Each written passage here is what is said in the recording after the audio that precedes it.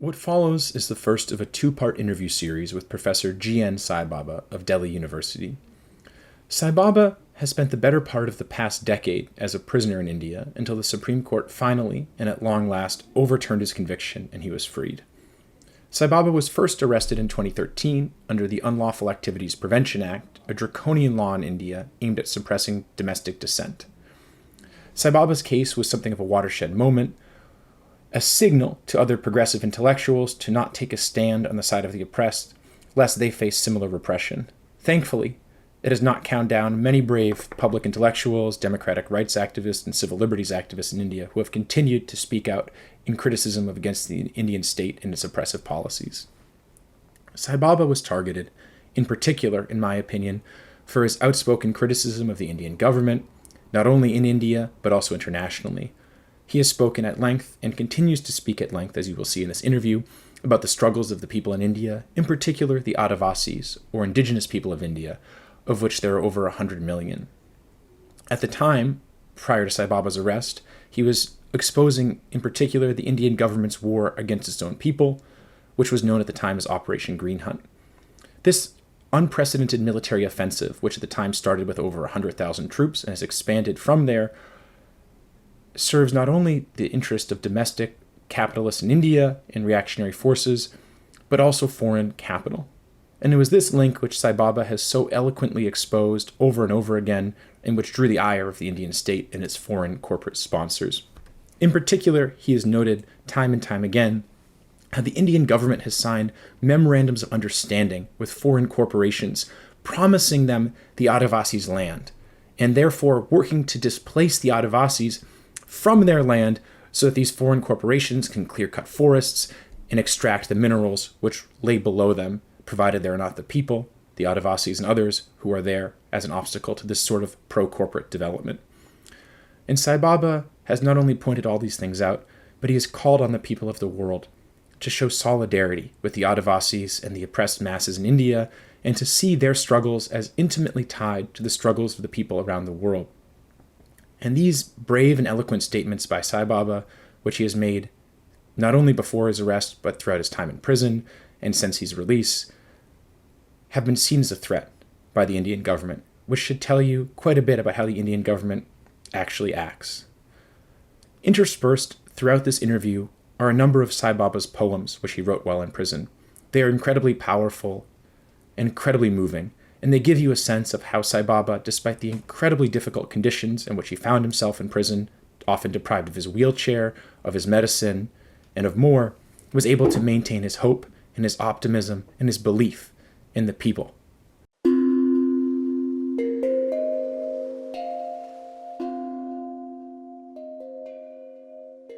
The true prison. It's not the high walls nor the solitary cell. It's not the clanks of keys nor the sounds of surveillance. It's not the monotonous food nor the cruel hours of lockup. It's not the pain and suffering and isolation, nor the fear of death. Neither the emptiness of days nor the blankness of nights. My friend, it's the lies that spread on the high tables of justice. It's not the canards thrown at me by the enemy of the people, nor the intrigues of criminal jurisprudence, nor the demagoguery of the political establishment. My friend, it's the silence of voices against injustice done to the vast multitudes. Some silence is imposed, rest is self-imposed. Some censorship is ordered, rest is self-practice. It's this web that is cast around us.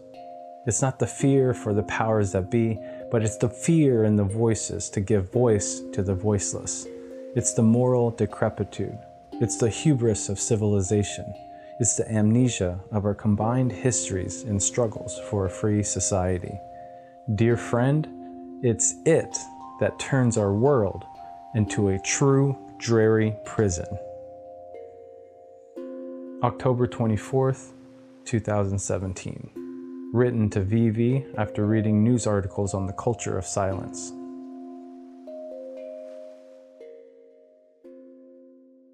Thank you very much for this opportunity, and very nice meeting you here on this in this meeting. And, you know, uh, the kind of treatment that I have received in the last 10 years by the Indian state is, like, uh, it's something like, targeting a person particularly to teach a lesson to others.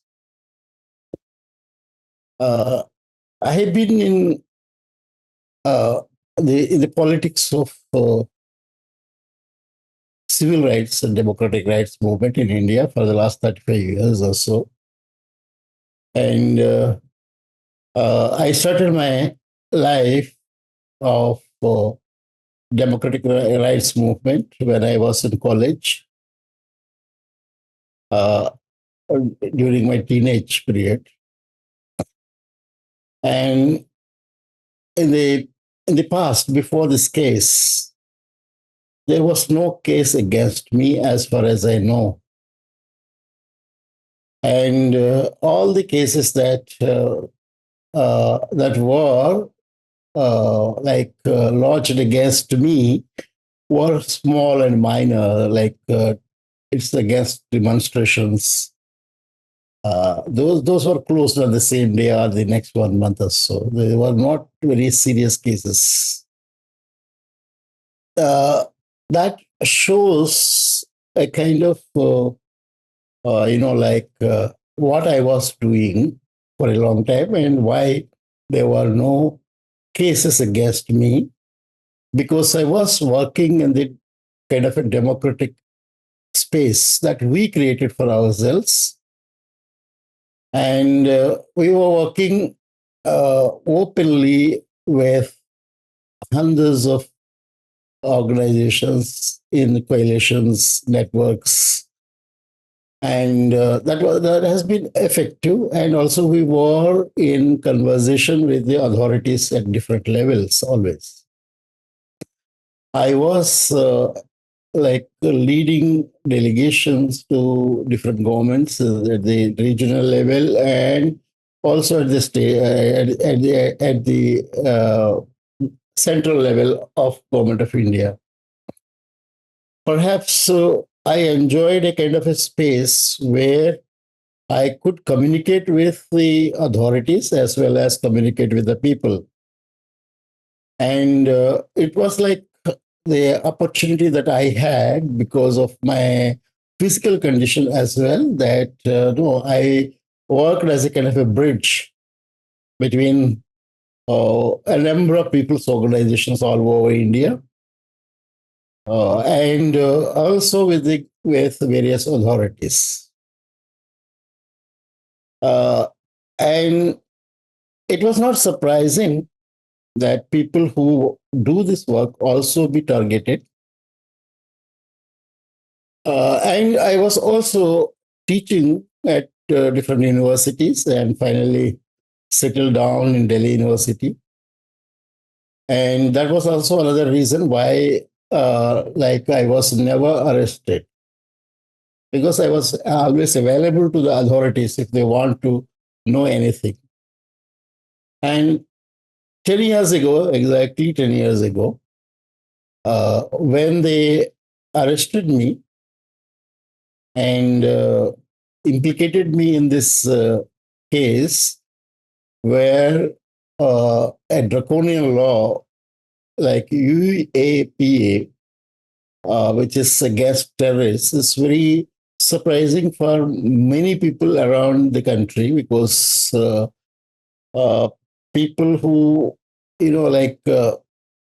known to the authorities, known to the people, are not expected generally before. Though there are cases, of course, Dr. Vinayak Sen case and others, but nobody expected. But I was not thinking at that time that I would not be arrested, because 2014, when I was arrested, we were involved in a very important struggle. That was against Operation Green Hunt.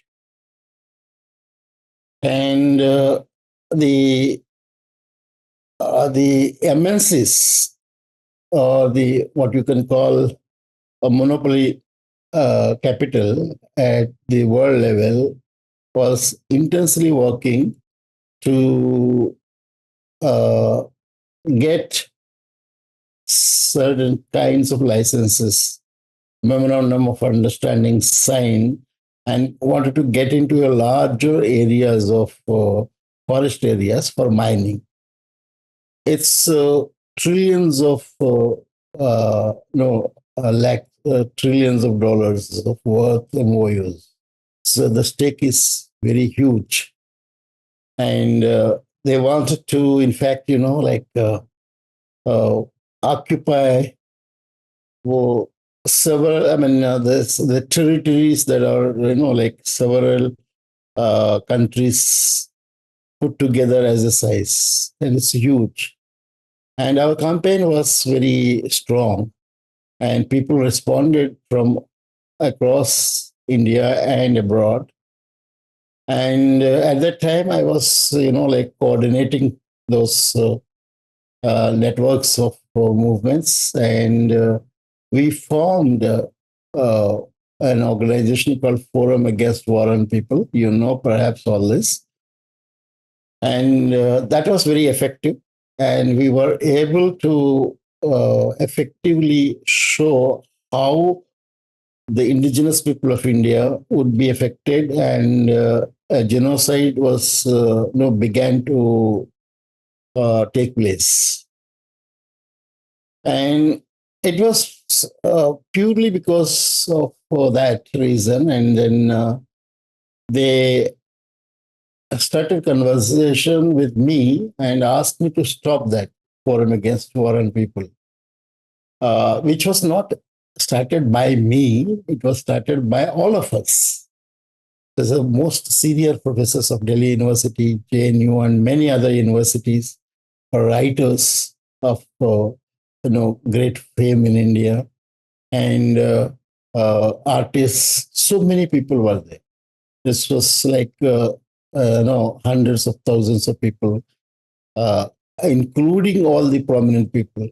And all of them asked me to coordinate, and they elected me as a convener. As a convener, I was coordinating all those the the collectives of people's movements, and we effectively sent several fact-finding teams where the Operation Green Hunt was going on, and we brought out the facts and sent across to the different institutions and international community. I was told by the government through their agencies that the government of India was at that time embarrassed, and then they were not ready to face this situation. So I should stop working as a convener. And they believe that if I stop working as a convener, the entire forum would not work. And then they will have some kind of, that. I refused. I refused and said that, this is a very legitimate work, and it is very important for all of us and for the country also. And to save the rights of the adivasis is to save their lives and to save the country and environment and also the people of the country. And also it was globally important because the lungs of environment of India were going to be destroyed if that kind of the scale of mining that was planned at that time. So, but the pressure of the MNCs on the government, and the government itself was interested in continuing with this mining at large scale at various parts of central India and eastern India. So they thought that it was the only way to stop it. That it was their idea, but I don't know. And they suddenly kidnapped me and then arrested me, and then they implicated me in this case. So but the problem is that the problem is continuing even today, and it's not going to die down with the arrest of a few. I mean, of course, 10 years have passed, but most of the MOUs that called Memorandum of Understanding to start the mining in major areas of indigenous people have not started in all the areas. A few areas, of course, they have started, but the monopoly houses, capitalist houses, are interested in these areas still, and the operations are continuing. The operations are continuing, but it's not so very easy to flush out the people from those areas. And in that context, I was arrested, and it was very traumatic and a long drawn battle I had to fight with from within the prison. That, of course, all of you know. This is the background. And before 2014, I was arrested. You know that between 2008 and 2010, there was an attempt by all the corporate houses to start this mining. And at that time, it was Salva Judum, a private armed gang that was propped up by the government forces and also the corporate houses together, and secretly. They put the private armies and they killed a number of people of Adivasis, terrorized them, vacated many villages. At that time, also I was involved, along with Dr. Binayak Sen and many others. During that period, it was Binayak Sen who was targeted, because Dr. Binayak Sen was a people's doctor, and he is also now working for the people. And he was very popular among the Adivasis, and he took it in a prominent way from Chhattisgarh, because he lived very close to Adivasis. And he coordinated with all of us. We were able to do a lot of things to stop that private army gangs. And at the time when, Professor Nandini Sundar, Delhi University, and Professor Ramchandra Guha, they went to the Supreme Court and filed a petition against the private armies being created by the Indian state illegally. And along with our work and the legal kind of work that were initiated by Professor Nandini Sundar and Professor Ramchandra Guha and others, the Supreme Court heard the petition and declared the private armies of Salva Judum as illegal, and it produced a judgment. So, apart from the Supreme Court judgments, there was a kind of a huge protest of people across the country against the kind of atrocities perpetuated on the Adivasi people. So the government of India was under pressure, and it had no option except to stop the private armed gangs. And during that period, they targeted Dr. Vinayak Sen and jailed him for several years. And a conviction also was obtained from a court. Later on, he was released on bail. And after Salva Judum stopped, now by 2010, Operation Green Hunt came in. So the difference between Salva Judum and Operation Green Hunt is that the Operation Green Hunt is directly handled by the Indian Armed Forces, security forces. They were not using an alibi or a cover of a private gangs, not taking the responsibility and saying that though, okay, those private gangs were doing all this. Now they have come up with, all kinds of security forces directly sent, uh, and they were no vacating the villages by force. So, from if you think the Salvajudum was the first phase of huge expansion of mining interests, Operation Greenhunt was the second phase of the expansion of MNCs to to tap untapped resources of mines. And I was targeted during the second phase of that is called Operation Green Hunt. And my arrest was, and also earlier, Vinayak arrest were very important in this history because for them, because it's not simply the government of India, it's not simply the local governments and the local corporate houses behind our arrests and trying to, stop democratic movement for the big monopoly capital houses. Whether it's Japanese or American or Russian or Chinese or wherever, I mean, all are involved in that, including European ones. Even church was involved initially, but of course, church withdrew later on with the strong protests in Orissa and parts of Andhra Pradesh. The investments that they did. The second phase was after the second phase, when I was in jail, a third phase of the same kind of military operation started with aerial bombings and all that in 2021.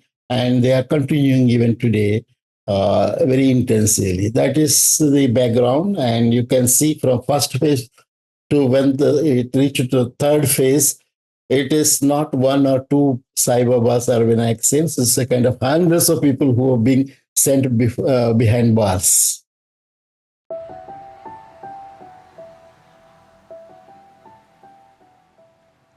A bird in front of my cage.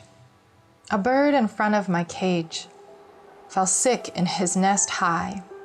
In the iron bars of the roof, the feathers of his wings were clipped by a strange disease in the nation.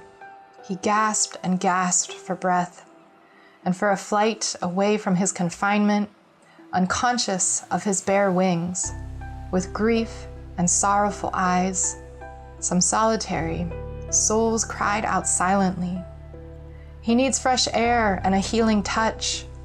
Others murmured, "It's too late. He's half dead anyway." Now it's only a matter of time. Each one of the caged being empathized with the ailing bird, helplessly, and embraced him with their eyes, craning their necks up to the familiar bars above their head as if he were their fellow inmate. Many an anguished heart whispered he was energetic and spirited, till the other day when he built the nest helping his beloved, oblivious of the cruel times ahead. Now closing his eyes, he would lie down in his broken nest day and night, ever since a stormy hot summer wind swept away his loved one and the newly born chicks. If he were dead now, in his broken solitary nest, it would be a grief. If he were removed with brute force, it would be a death by a lynch mob. But who cares in this callous world? Whispers spread surreptitiously and steadily from one solitary cell to another by word of mouth. Yet some others suspected he was a dreaded agent of terror, captured while hatching the eggs of conspiracy. Others ruled out the conspiracy as mere rumors and asserted he was a messenger of peace and justice.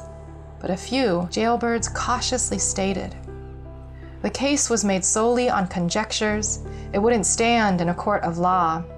Though it might take years or even decades, a lifetime isn't enough to expend for justice. Some said he was a pigeon, while others believed him to be a dove. But hushed voices of nuanced minds reasoned. He was neither a gray pigeon nor a white dove, but a pristine, indigenous pakta. At the end of the day, there wasn't an agreement on the bird's antecedents, whether of his crimes or of his species. A day before, a highly placed mandarin of reforms was to visit for inspection.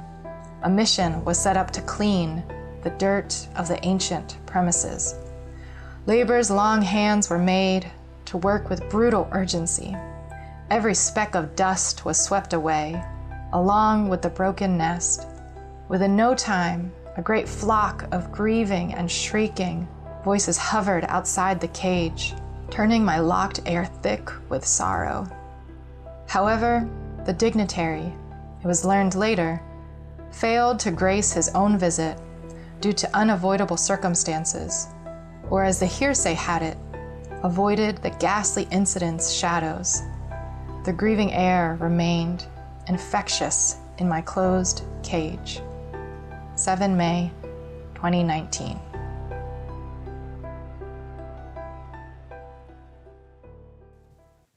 Yeah, thank you so much for that background. And Yes. it's so important just to really emphasize for those who are unfamiliar, but I think you spelled it out so well. So you have the government of India, Indian corporate houses working together with foreign corporations who want to plunder the mineral resources in India. And you have over 100 million indigenous people, adivasis, there on the land where the resources are, 100 million or more than 100 million all throughout India. And now the government is sending troops, bombing its own people to benefit foreign capital to come in, cut down the forest and rip out the minerals. It's quite a dark thing. And then people such as yourself who stand up and oppose that and speak up for the rights of people are then thrown in prison under draconian laws and left, for in your case, 10 years. And as you noted, yeah, there's been a number of other cases and a number of other intellectuals brought into prison, and people in the civil rights and democratic rights movement.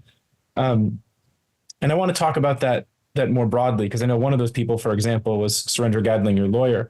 But first, I guess, could you just talk about a bit, before we kind of circle back to the larger picture, a bit of your experience in prison? Because hearing from abroad and being involved in the movement, just hearing about your conditions in prison, I think it was just a very dark thing, but also something that people kind of, the injustice perpetrated against you personally, it really hit home with a lot of people. I spoke at a number of different universities around the world talking to students about your case, and it's really something that resonated with people. Like, how could you be deprived of basic medical care, of your wheelchair, et cetera? And I think it's just important to highlight that, both because of the injustice perpetuated against you, but then, as I've heard some friends say, there are hundreds of Saibabas in India and thousands of people who are being treated similarly, millions, not millions, tens of thousands or so, who are in prison facing similar conditions, similar deprivation, and so on. So in a sense, your case is kind of paradigmatic of the problem that people face. But yeah, just if you could speak about your conditions in prison, your experiences, and also just to say on that matter, I'm always reading your poetry, hearing about the conditions you were facing, amazed by the optimism and the kind of strength that you had going through what you did. And it's not an easy thing. So yeah. I was in prison for more than 8.5 years. Very briefly, I was on bail during this 10 years period. And if you include even those months that I was on bail into this 10 years, because I was completely in bed, and I was not able to do anything because of the kind of treatment I received Even though I was on bail and outside, I could not do anything. So all these 10 years, in a way, I was incarcerated. Uh, that is, like there are people all over India. Most of them are not even known to the outside world, who have been facing the similar kind of situation without trial, without bail, without any legal process. Uh, Many people have been, imprisoned. If we see the arrests of people from the urban areas, the cities, the news is there and people would know. But people from the interior villages and Adivasi people arrested for the similar kind of things are not even known outside. People who have been languishing in jails of Jharkhand, Chhattisgarh, Odisha, and other places, and even in Maharashtra, where I was there, uh, their names don't even come out. And uh, their situation is also worse. Particularly, my case and my situation is focused because I was known outside. That is one thing. Another reason is that uh, the kind of imprisonment and the treatment that I met inside the prison was doubly oppressing because of my physical condition. Uh, you know, like the the state has chosen Nagpur prison particularly to send me there because the prison conditions are at, at their worst in India, in Nagpur Central Prison. It's kind of notorious for treating the prisoners in a very inhuman way. That is, they chose that kind of a prison to send me. Everything was pre-planned. The case was pre-planned, and they knew where they should send me because I had no relation with Maharashtra and that region. I have never visited those places, and even because in many states in the regions I worked, but this is the place where I never worked for the civil rights, human rights, and democratic rights and all that. But they particularly they selected that region, and this is something which many people don't know how carefully they plan to uh, you know, uh, put me in very bad situation. The the other thing that is important to note is that uh, when I was arrested and I was injured during the process in my left hand because of their handling, uh, that was not treated for 9 months initially. That like the nervous system at my left hand was broken completely, and that led to several other issues of severe nature. And as a result of it, I am facing problems with several organs. Uh, like uh, the nervous system, the damaged my muscles in the left hand, and then that in turn led to crowding of my ribs on the left side. That crushed my lungs and heart because the ribs got crowded. and that pulled the entire spine to my left side. And one is the entire nerve system got damaged from there. So I am in my childhood, the polio, my legs don't, no, I can't use my legs. I can't stand. From this injury, my left hand is also gone. I can't do anything with my left hand. And I'm living with only one hand, the right hand. And that started in the prison where, like the conditions are very hard. And, within the prisons, there is a kind of high security prison, which is infamously known as Andasen. And that doesn't have accessibility or anywhere in the prison accessibility to the wheelchair. So because of the kind of situation where I was facing this inside the small cell also, I cannot move on my own. That deteriorated my health condition further.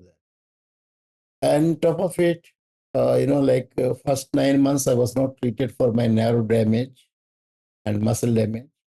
And after that, when it was discovered, the condition, the doctor said, now after 9 months, we cannot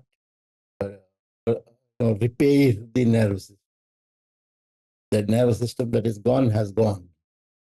And for that and other problems, they also refuse us several times, even though I am one of the persons who got international attention. Various committees of UN wrote to the government of India and government of Maharashtra. Human rights organization did that inside India, outside. But despite all those, they continuously used to refuse to give medicine to me. Even the medicines, because the heart was affected inside the prison, they they they never used to give, and the medicines just sent by my family were also used to be restricted to a long extent, and then every moment I had to fight inside the prison to get those medicines. But still, for a longer periods, they don't give. They just used to give for certain periods to see that there are no big protests outside. And the big protests are there, the voice is coming, then they would give, and then they would again stop. No medical treatment was given. So most of the time I was in bed. And two people were used to carrying me all the time to the toilet, and kind of this thing. And moreover, to see to it that the other prisoners around will not help me, and I will die a kind of uncaring death on my own. They used to propagate the state machinery inside the prison that the other prisoners should not come and talk to me because I'm kind of a dangerous person. And the jail guards, that is the lowest rank people who would always be with you inside the prison cells to watch. They were also trained and brainwashed that they talk to me, I would turn them into a terrorist and kinds of things. Despite all this kind of efforts, all the prisoners were turned close to me, and even the prison guards and all. Everything went against them only. But the kind of plan that they had was to see to it that I would die inside the prison. That's why I wrote a poem, I refuse to die. It was literally sitting there and see that you refuse every second, every moment to die. That's the kind of situation. It was not a poem, it was the reality that happened. And I was specially targeted because of 2, 3 reasons. One is, a person teaching in a university, and also known as a democratic rights activist outside, and a person, the same person who is in a wheelchair. And if such a person is targeted and subjected to such kind of atrocities within the prison, all other intellectuals, teachers, artists, they would keep away from this kind of a work. That is the kind of plan that they had, because during the interactions of my present term, the officials used to talk about all this. I mean, in some way or the other, they were speaking their minds and their plans. So it was to kind of terrorize the democratic rights activists. The people who have the voice and who have convinced themselves to give voice to the voiceless of the people, they were the targets through me. They chose me particularly to teach a lesson to all those people, hundreds of thousands of people across India, who were gathering together and coming, who came together to, stop a kind of a huge genocide in India, adivasi people. So they particularly chose me, that it was very convenient to them to terrorize the huge number of people. And it was not by analysis of the situation.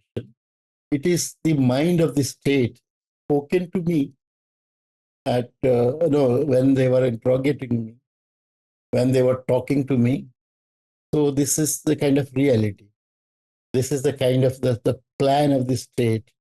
And the plan of the state is the entire thing, as I said earlier, is not limited to, the Indian state, it's the corporate houses, the monopoly corporate houses across the world.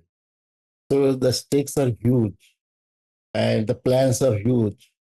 So, now you can see that how it was enlarged. 10 years ago, it was me, and 14 years ago, it was Vinayak Sen. But now it is so many other people who are targeted.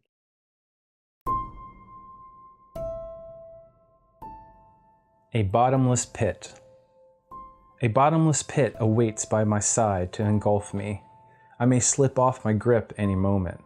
A pitch darkness flows down the ravenous abyss. The forces of darkness play up-team wars to nudge me down the edge of the void of helplessness. The predatory beast of pity opens its canine-teethed mouth. I live with a sharp alertness, the brutal sharpness of a butcher's knife, every minute, every second. I stand guard at the mouth of the cavernous pit, lest I be sucked in. October 30th, 2018. Written to Veeralakshmi. Yes, it's quite striking to see the scale of the spread with the Bhima Koregaon case and other such cases.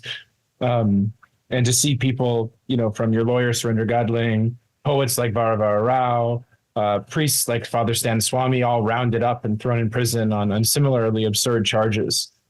I just want to emphasize, what really stood out to me, you mentioned the kind of trying to make an example of you and cow people down. It seems to me that also a significant factor, which I think you spoke to earlier, was your raising awareness of these issues abroad, because these struggles against the displacement and genocide of adivasis, it's not just a struggle for people in India to care about. I remember I read an interview you gave in Sweden before you were in prison, where you compared Operation Green Hunt to the what you called the Red Hunt brought against the indigenous people here in the U.S. Yes. And you noted at the time that there was not a sufficient international solidarity and awareness and movement to stop that genocide, but there could be such solidarity today to stop the genocide of adivasis. And it just seems to me, with the kind of colonial mentality of the Indian government, they were so worried about you putting this stuff out internationally, exposing, not just for the people in India, but for people in the world as well to see what was going on.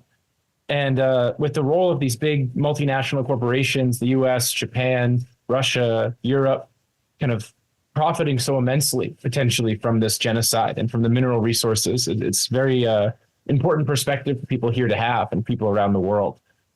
I also want to note sort of the poetic injustice that it's true on the cell that you were in, it was constructed by the British, right? And many freedom fighters were held there. No, let me just correct this. Okay.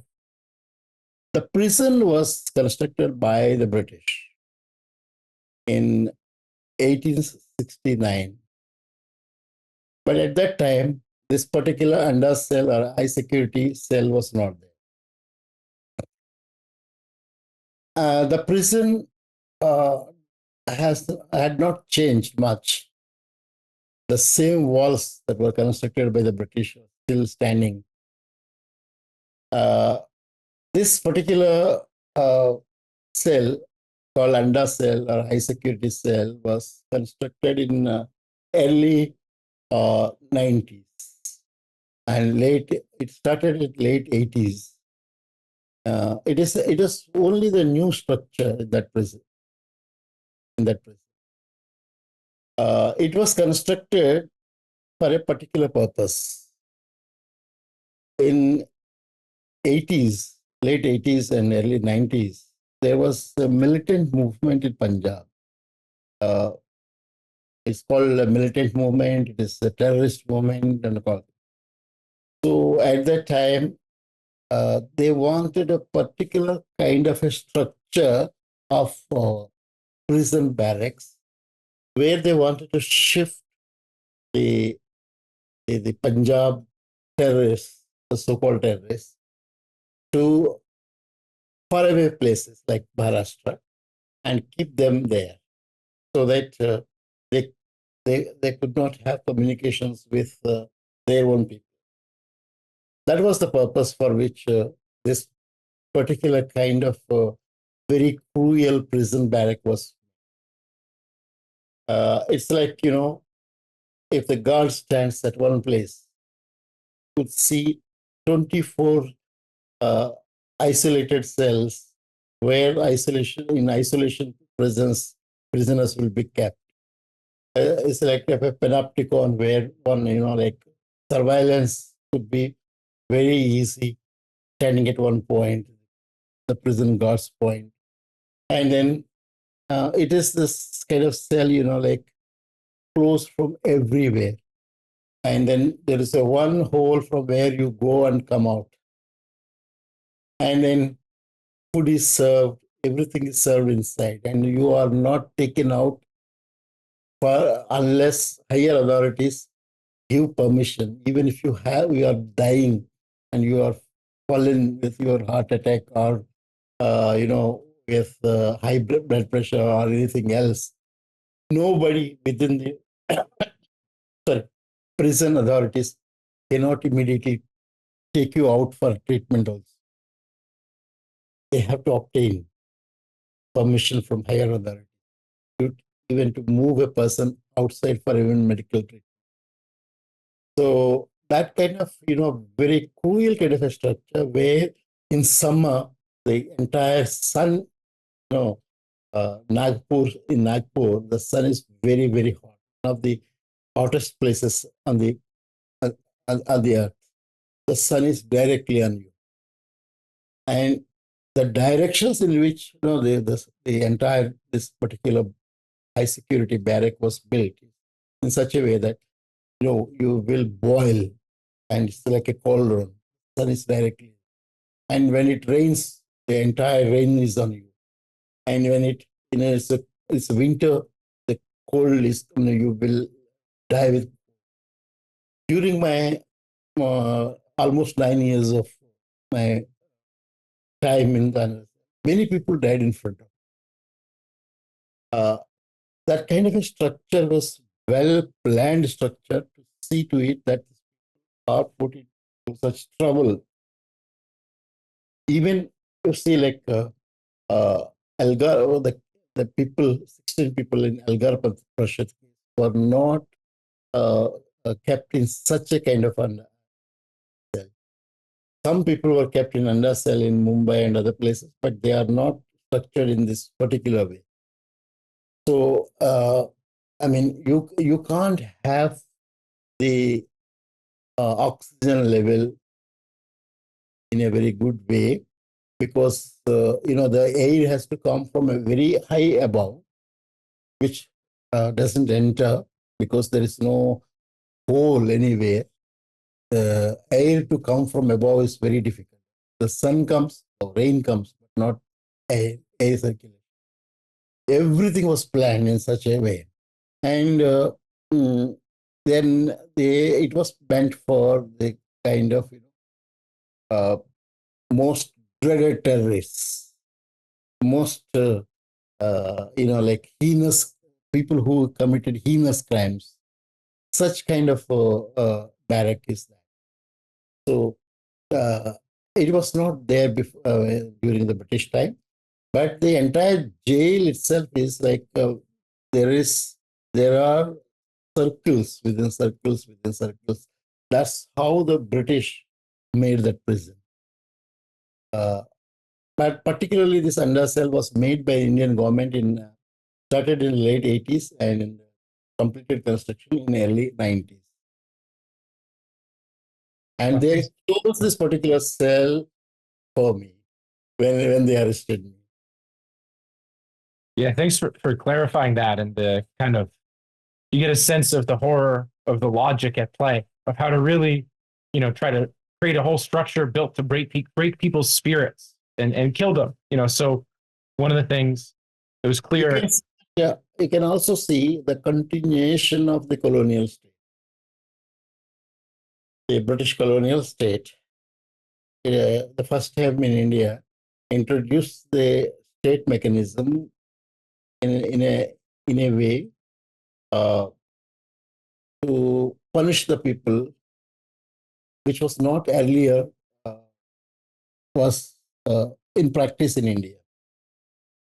And the British colonial state was there to, suppress the people and take away the resources. And the same structures are enhanced by the Indian state. The Indian state after 1947 learned a lot from the colonial methods, and those colonial methods were expanded.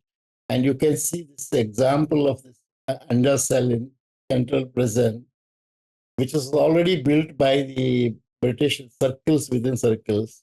And this another new circle came in within the circles.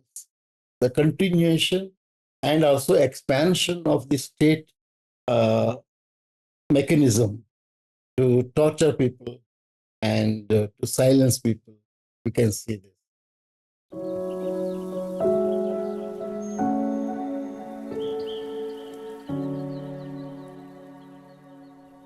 A clarion call.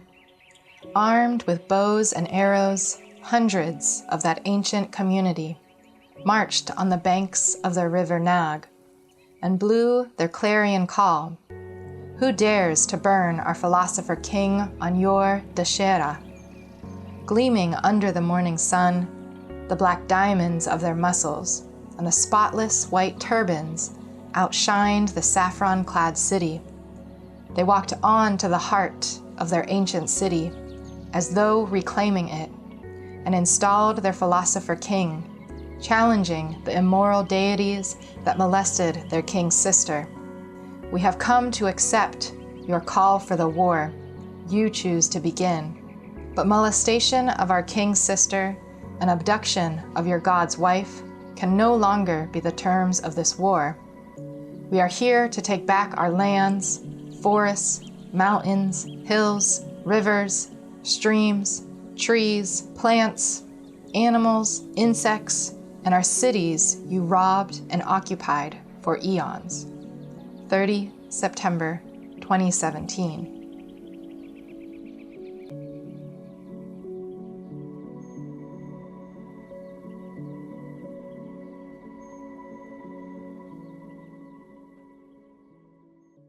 Yeah, and one thing I'm wondering, just if you could speak on a little bit, is how in such conditions you were able to keep your optimism and your hope alive, because you're being deprived medical care, you have this injury to your left arm that creates all these other complications from the nerve damage that you've spoken about, all these health issues, not having your wheelchair, baking under the sun, freezing cold in the winter.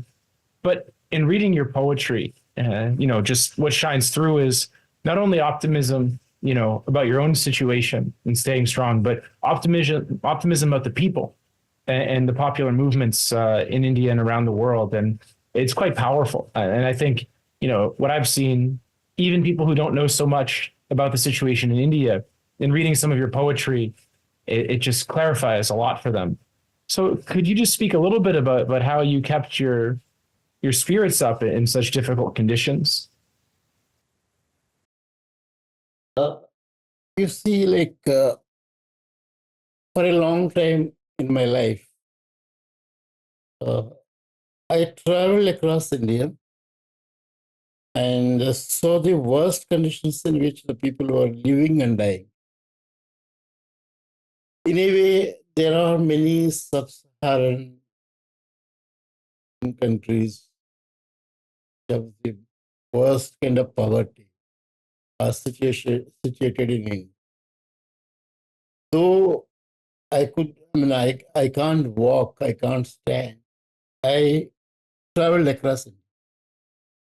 And I learned from the people how they survive, how they live with hope, and how they cope with the kind of situations where they have to live in subhuman conditions. One way for me to uh, survive in prison in those conditions was to remember all those people. For a long time, I met them and I remember them. If those people could live in such subhuman conditions, but at the same time fight for the people, and it's not for their immediate needs that they were fighting. So, if you see people in Odisha or in Chhattisgarh, and the kind of fight they give to the Indian state and private interests, was like, they would not immediately benefit out of those. How is it that these poor, uneducated people who are able to fight so long for such long periods of time, knowing very well that what little they have also they would lose? And I also met people who were displaced several times. All the so-called progress and development in India the last 75 years or so, huge dams and nice highways, so many things that they came up. During these periods, same families were displaced several times from one area to the other, and another project would come where they were resettled. Then they would be again displaced. So, I mean, they were given nothing in the last 75 years. And everything was taken away by the Indian state in the name of national interest, nationalism. But still they were fighting. So one way of surviving in the prison for me was to learn from them and remember their struggles. When I visited several places like Assam, Manipur, Nagaland, and areas like Chhattisgarh, Jharkhand, as part of fact-finding teams. I faced situations and I had first-hand experiences.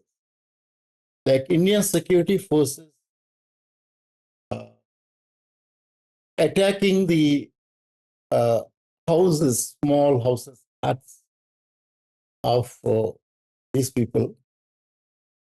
And even one part of the hut was, when one part of the hut was demolished by great mighty Indian army, in the other part, they used to talk to us and feed us. What kind of a courage that the people had, you can see. They were under attack. On the other side of their hut, there was demolition by the Indian state. And I arrived along with the team. They were talking to me on the small portion which is still standing and asking me at the end of our report uh, to eat and go.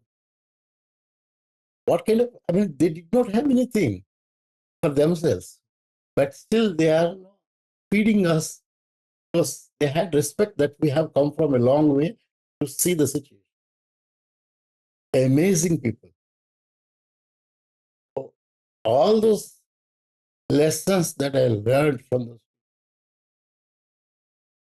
helped me to survive and get hope for tomorrow in the present. That is one way.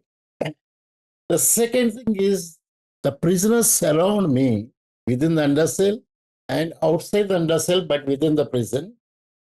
Most of them were from Dalits, adivasis. And many of them did not even know the law, what law under which they were arrested. Many of the people did not even know why they were arrested. They did not have a lawyer. The court would not call them. They don't know any of this Indian state mechanism which was introduced by the British. And after British left also 75 years lapsed. But the majority of this, their family members don't come because they don't know how to come and meet them. And they don't have money to travel across and come and meet them. But still they are surviving. Why not me? I should also survive. And see light at the end of the day to continue the struggle with them. So many of these ideas made me survive. And within the prison, even some of the prison officials and one or two doctors used to say that this man is still surviving because of his willpower, not because of anything else. But I had enjoyed the cooperation, help of the most marginalized prisoners. And it was they who gave me the medicine. It was they who fed me with their hands. It was they who took me in their hands to the toilet. It was they who gave me the bath every day and who they put me in the bed. They were mainly responsible for my survival. All that I did was I was talking to them. And they acquired faith in me, even though none of them knew me personally or as a public figure before. You know, the problem in India is that the most marginalized sections of the people, Dalits, Adivasis, and Muslim minorities, even now, they don't have a space in the kind of public level because they don't read newspapers. They can't read newspapers. Even those who are counted as literates, they can't know what's happening, who are fighting for what and all that. I mean, if you take it general level, at the local level, they know. And uh, what I'm saying is that, the people who are kept backward and those who are not allowed to know the things in fully, when they come to prison, they learn things. They started learning, they start reading newspapers, they start everything. And in my company, people did all these things. They learned, they started several things. But it was they have taken care of. So that was a great relief and also that great hope that generated in me that, even at the worst of conditions, those who are worse than in your condition uh, were helping you. And so, that's how, it was otherwise very, very, very difficult to survive in undercell. Many people inside undercell, if they are kept for 2 years, 2 years, 3 years continuously, they lose sanity. They, they become very serious psychological patients. For me, for almost 9 years to be inside, it was very, very difficult to keep your sanity and to live because you only see the walls, nothing else, bars and walls. And you're not allowed to speak to anyone. Others are not allowed to speak to anyone. You have to manage to speak to each other most of the time secretly.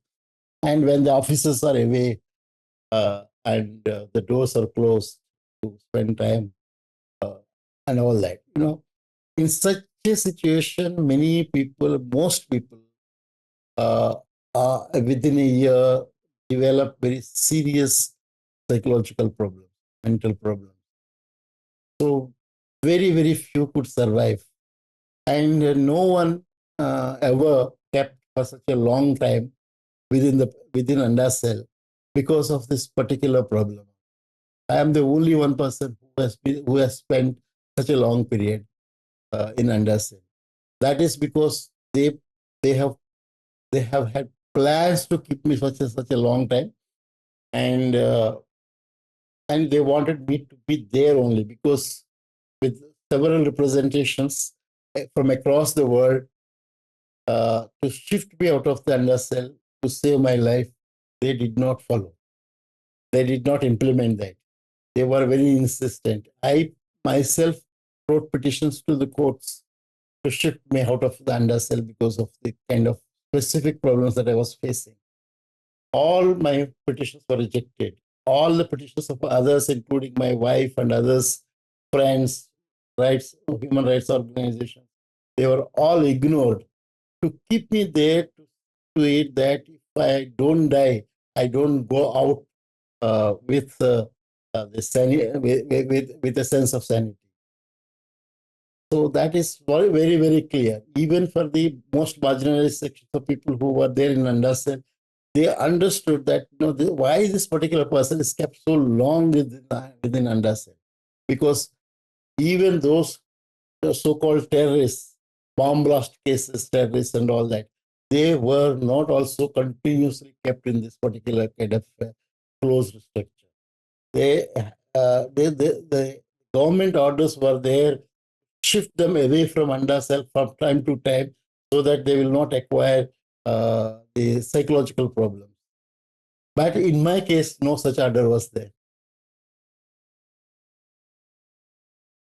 Yeah, well, it's quite dark to hear. I mean, their plans clearly to make your life sentence a death sentence, or if they couldn't kill you, to break your will and your sanity. And just remarkable talking with you today, given what you've been through and the clarity, political clarity you bring talking about the situation. Very powerful. I'm wondering, I had heard, I don't know if this is true, but I heard that you didn't write poetry before you went to prison. Is that true? And you just started writing it in prison? No, it's partly true in a sense.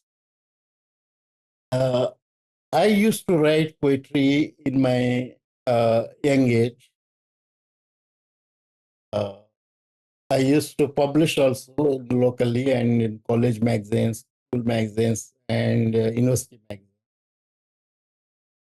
I stopped writing poetry when I turned into a kind of a very serious uh, human rights activist, civil rights activist, democratic rights activist, because of one belief I acquired during that period.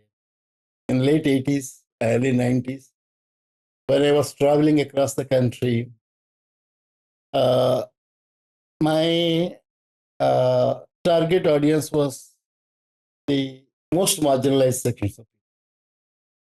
They don't read poetry, particularly the kind of poetry that we write in modern languages, modern poetry. They don't read poetry. Uh, One thing is that most people were illiterate at that time. Uh, and those literate people also don't read anything. And those who read also don't read poetry. So I stopped writing poetry, saying that poets write only for poets. Poetry is read by poets mostly. And then I thought that to send a message across to the people uh, who do not care about poetry because they have no resources to read poetry and understand poetry and all that, is the best way is songs. Mostly illiterate people, most backward people, Adivasi people, Dalit people, they respond very strongly and very closely to songs. So I felt that songs is the kind of a medium, the format, the best uh, form to reach out to the people. Because unless you, the work with the people to understand and communicate with each other, you learn from the people, and people learn from you through other people. The best way was songs, and I stopped writing poetry, particularly because I could only write modern type of poetry, the kind of a very personal. You read the poem personally, and you understand in your own way, uh, and a lot of symbols are used, and like the language of poetry is completely different. In earlier period, before capitalism evolved, poetry and the people, there was no barricade, there was no gap between poetry and people, because it was expressed through songs. The entire poetry came through songs, and it was a kind of integral kind of a thing. Then the modern kind of poetry came after capitalism, where there's a kind of a gap between poetry and all that. That's why I stopped writing poetry. And then I was interested in songs, but I was not able to write songs. But the others were there. I used to feed people who were capable of writing songs and perform that with dances. I was always there with them. So I have the ideas to get the form and content from the people and fill the song and that kind of a thing that I was involved in. And in jail, started writing poetry again because I thought there is no other way to communicate from prison. From the prison, if I write certain things in poetry, those who censor, they uh, they find it very easy to censor and send it outside because everything they will not understand from poetry, and they say that they see that what is the obvious meaning is the meaning of for them. even though I have no secret thing to express through poetry.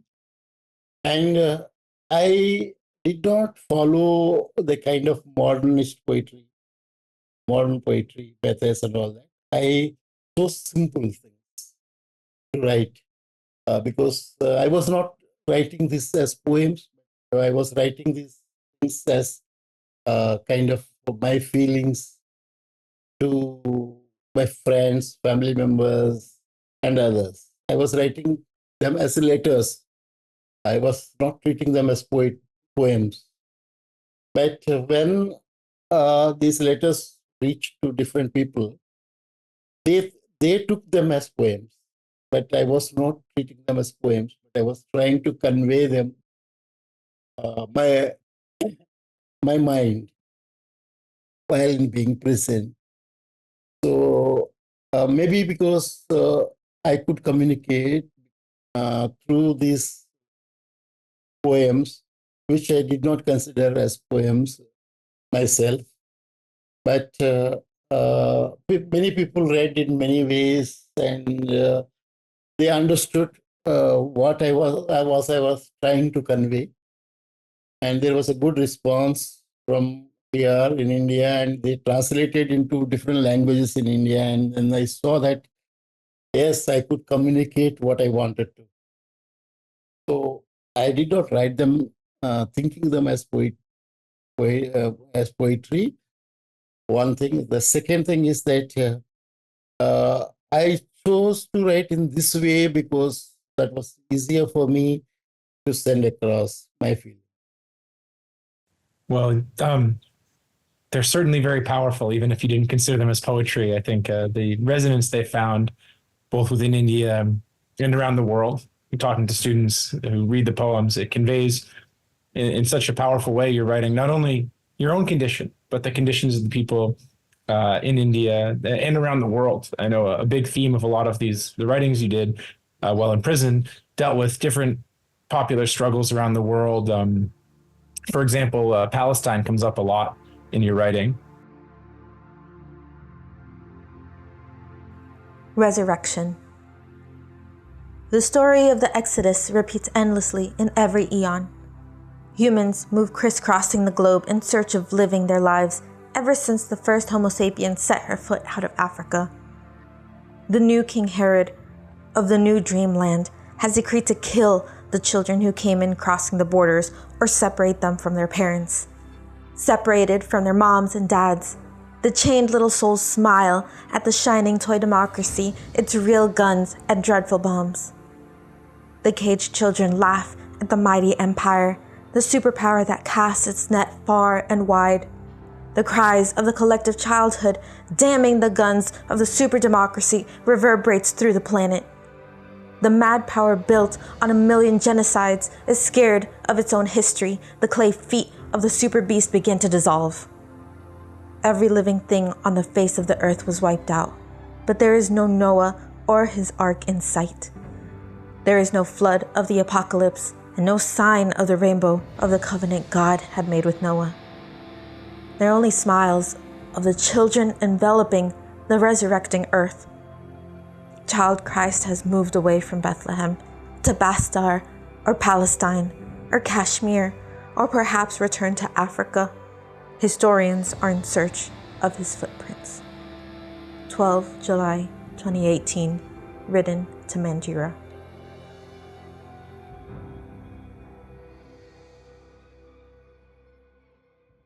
I was just wondering if you could speak a little bit in particular just on your thoughts on the situation in Palestine today, you know, with the ongoing genocide we see there, and hear a little bit of your perspective on it since it was such a prevalent theme in your poetry. Palestine is one of the closest the region and the people to my heart for a long time. In a way, the, the the problem of the people of Palestine is the problem of the people everywhere in the world. Because unless this problem is solved, possible for all of us to solve our own problems. Like, it's like an epical problem for me.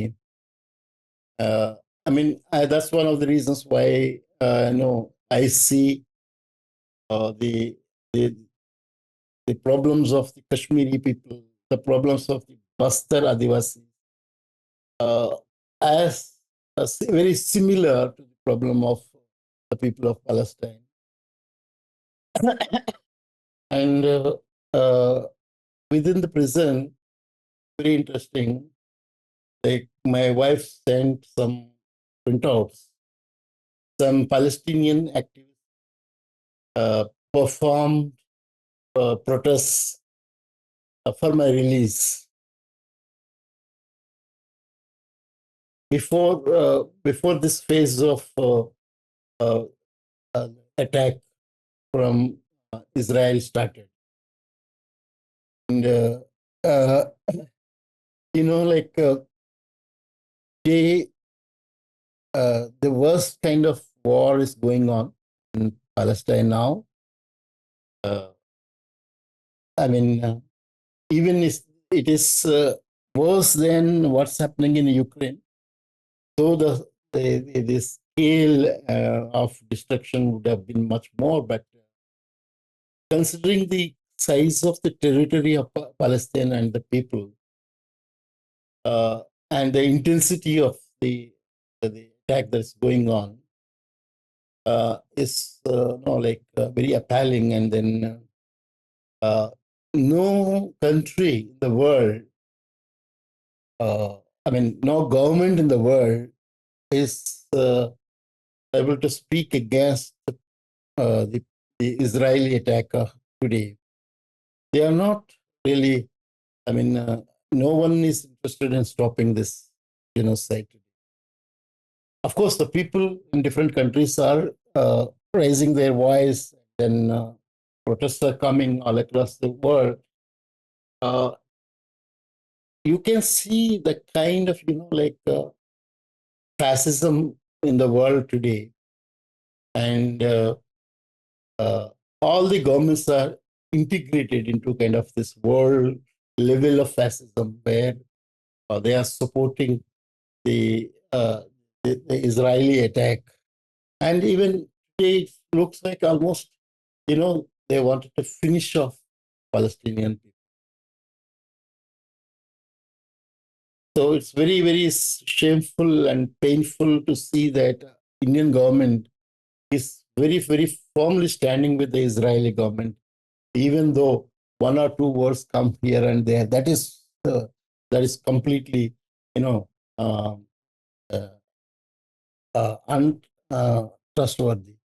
There is nothing like the US government today is, they is not able to say, is not willing to say anything against this attack.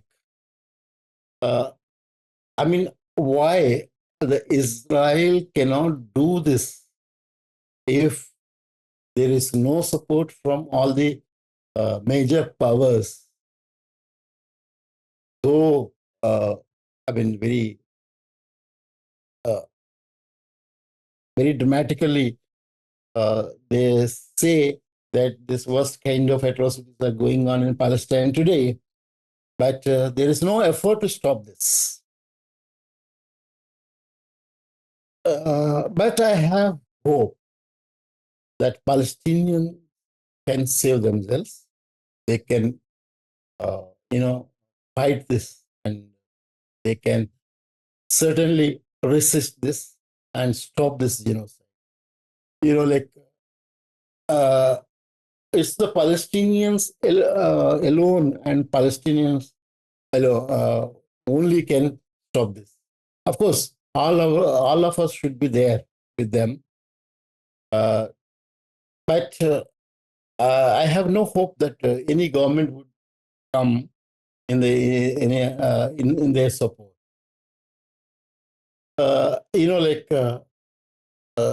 This is a kind of a biblical region.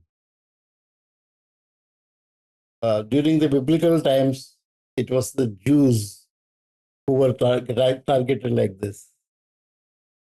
And now it's the American Jews who are the richest, who are supporting directly the monopoly houses are supporting this Israeli genocide. I mean, so we have no option today. The people who are struggling anywhere in the world should come in support of the Palestinian people. So, the Palestinian people are targeted by all powerful, richest and governments and monopoly houses of capital. And now you know all the people all over the world is the only answer to come together with the Palestinians. We can see and relate the struggles of each other, and we should do this to stop this genocide. And there are many things that I would like to say, but I would not like to go into the details. Though my mind is filled with so many things about the Palestinian people today. I would not be able to speak my mind completely here, but because not just speaking, I have never been able to just speak only without doing anything because of my health condition and because of the situation in which I am there now. I may not be able to just step out of my house and go into the street and say I stand for the Palestinians. But of course, my mind and in my body, I am with the Palestinians because, my health condition is not permitting to even speak out. So, but I am with the Palestinian people today, and I appeal to the people around the world who are struggling for in their own regions to come and support the Palestinians and in every possible manner. And most of the people who responded to a kind of situation I faced in the entire world, they should think more seriously about Palestine today, and there should be new bridges that should be built. It's a very core problem, and unless we solve the problem of the Palestine, we cannot solve all other problems in the world. At the core, and it should be understood that every other struggle in the world today, in somehow or the other linked with the Palestinian people's struggle, and that kind of an understanding we should build today.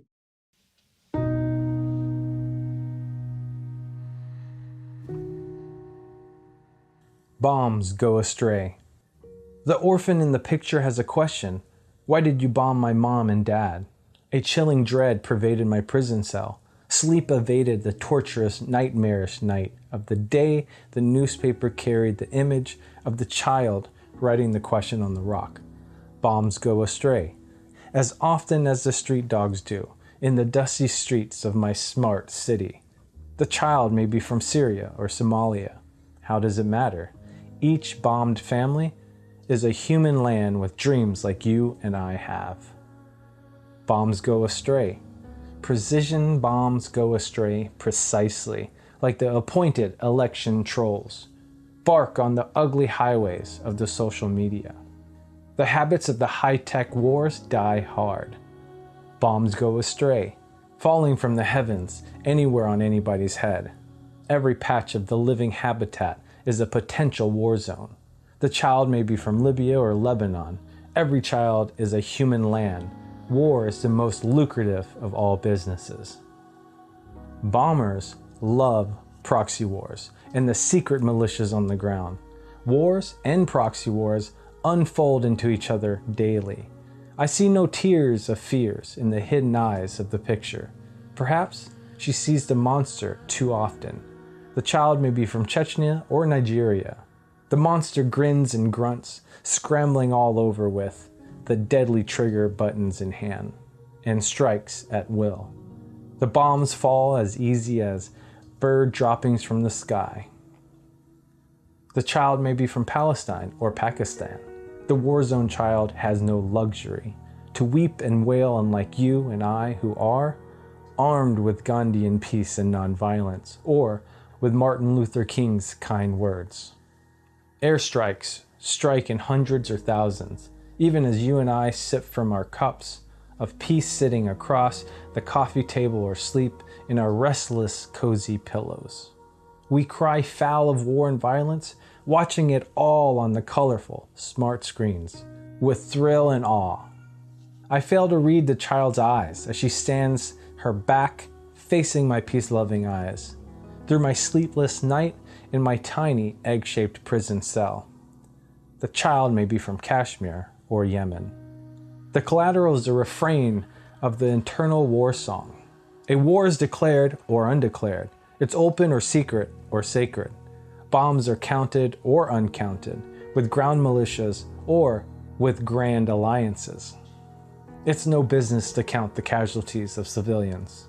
Liberal democracies fight most gruesome wars and produce handsome dictators of covfefe. Their faces fit beautifully well on the flat screens in our peaceful drawing rooms, where serene incantations of peace flourish with yoga and meditations of 100 denominations. Vasudeva Kutumbakam, Shanti, Shanti, Shanti. War is the most permanent of all businesses of peace. The orphan in the picture has a question. Why did you bomb my mom and dad?